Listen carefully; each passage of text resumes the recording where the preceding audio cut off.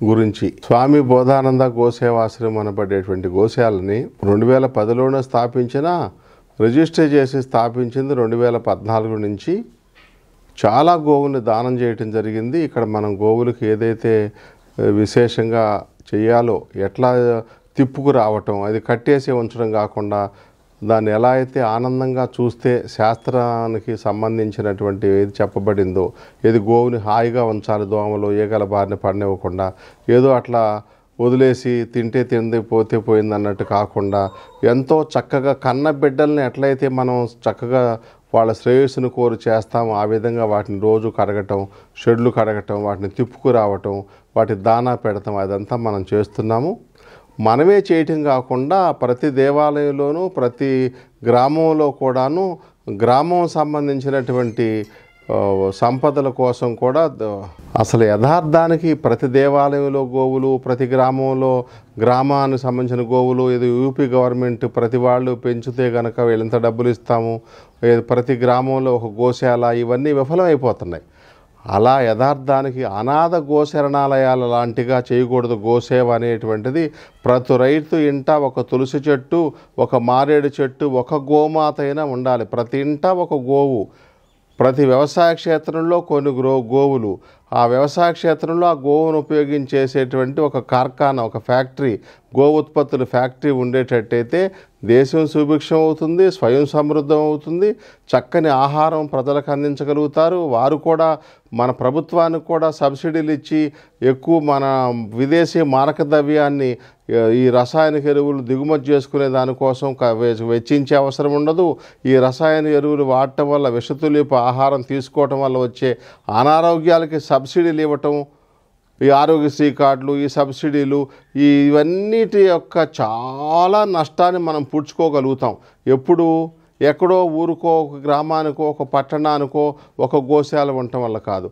ప్రతి ఇంట ఒక గోవు, ప్రతి వ్యవసాయ క్షేత్రంలో కొన్ని గోవుల యొక్క సమూహాలు, ఇట్లా ఉండాలనేటువంటిది మా యొక్క ఆశయం, కోరిక.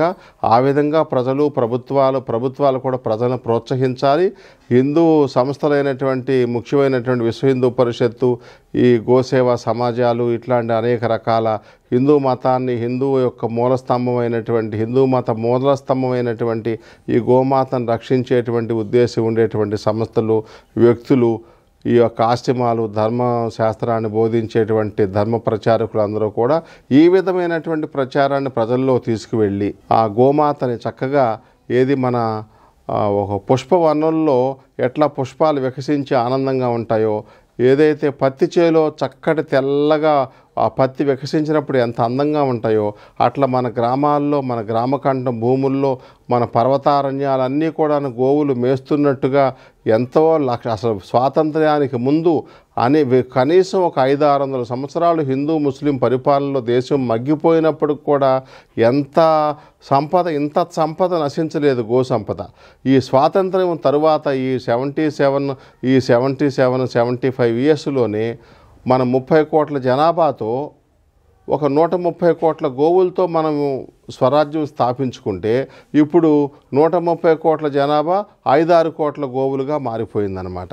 అంటే అన్నమాట గో సంపదను మన దేశం ప్రధానంగా హిందూ ధర్మానికి ప్రధానమైనటువంటి పూజనీయమైనటువంటి జంతువు, ప్రధాన భూమిక పోషించేటువంటి గోవుకి యొక్క దుస్థితి చూచారా?